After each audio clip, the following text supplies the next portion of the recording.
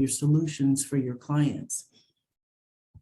So I don't want to assume that everyone's familiar with Gerber Life, but I have to admit, we're more famously known for the baby food and the baby products like the hydration, the clothing, educational instruments, and toys even. But over 50 years ago, Gerber Life, with children in mind, developed life insurance to help build their financial futures. And over the decades, they have included products for individuals, families, and even businesses. So we are part of the Western and Southern family. Our sister companies are Lafayette Life, Columbus Life, and Integrity Touchstone, just to name a few. And they are based in Cincinnati, Ohio. Gerber Life's home office is based in White Plains, New York, and I'm located in Southern California. We like to tout that it's very easy to do business with Gerber. We don't have illustrations, complicated graphs and charts. There's no need because our products, all of them are based on guarantees. So they're easy to explain to agents so they understand, which means it's easy for them to explain to their clients, which actually helps you close more business because people are more prone to go ahead and move to a decision when they understand something fully and easily.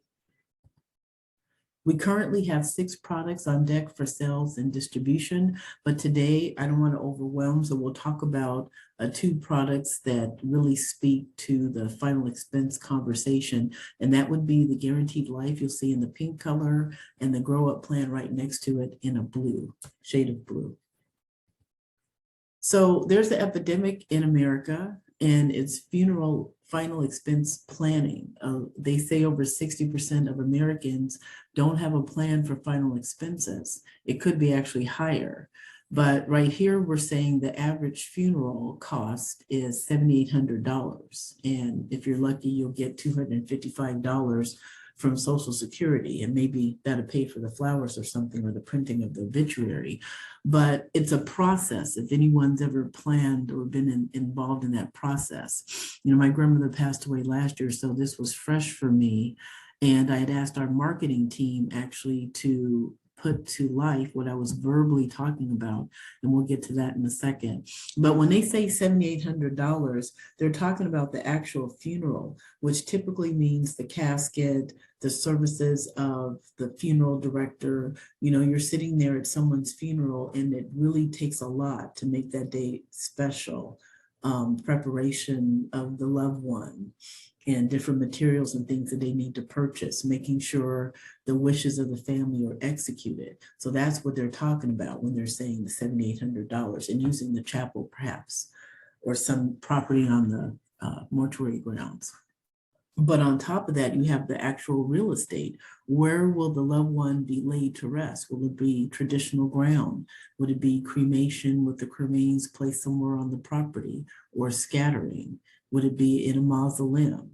And that alone could be very expensive if you didn't already have that and you had to buy it at the time of death.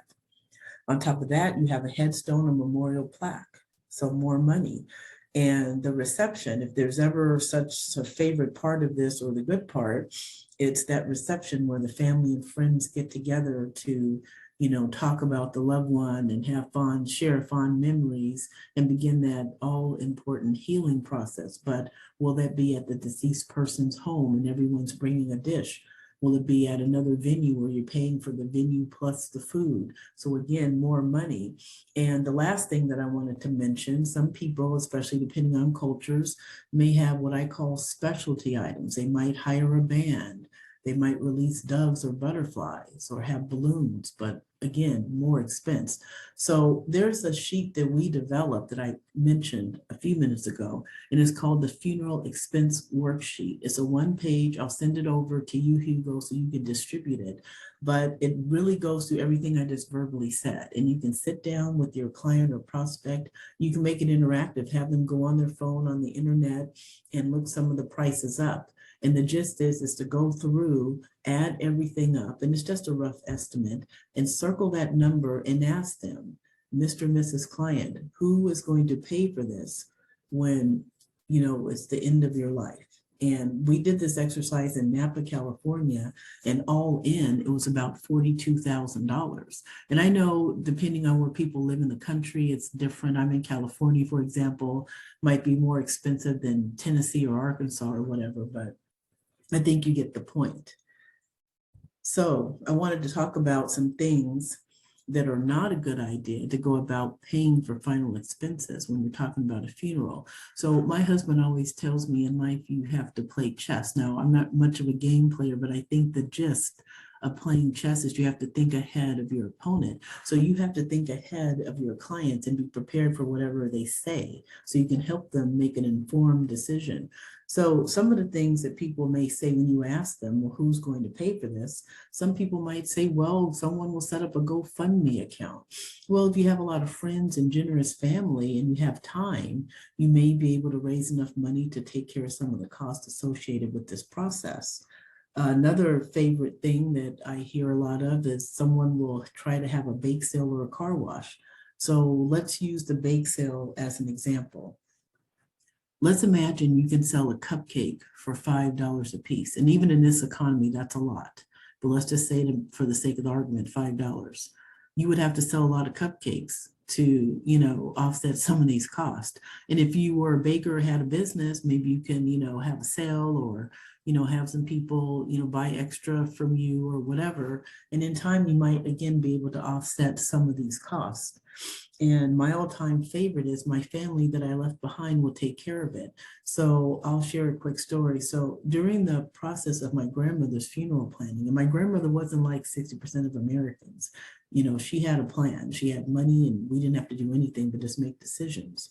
And you have an opportunity by educating your clients and prospects for them to say the same thing. There's a lot of peace of mind in not having to go to family and humiliate yourself and doing all these other things to raise money for this all so important day.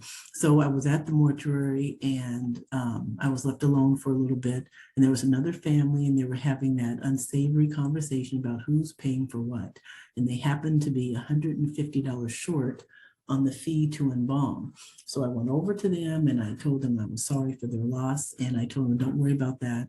I'll go ahead and pay that for you. And they looked at me like I was crazy and strange, but I'm thinking, didn't you people have a plan? Because this is something that all of us have to deal with one way or another. But time is not your friend when you're planning a funeral. That's why I brought up GoFundMes and bake sales and car washes. You don't have the time.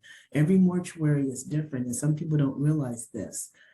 They wait so many days before you don't secure payment, where they started literally charging you storage fees because it's costing them more money to have your loved ones' remains at their facility. Okay,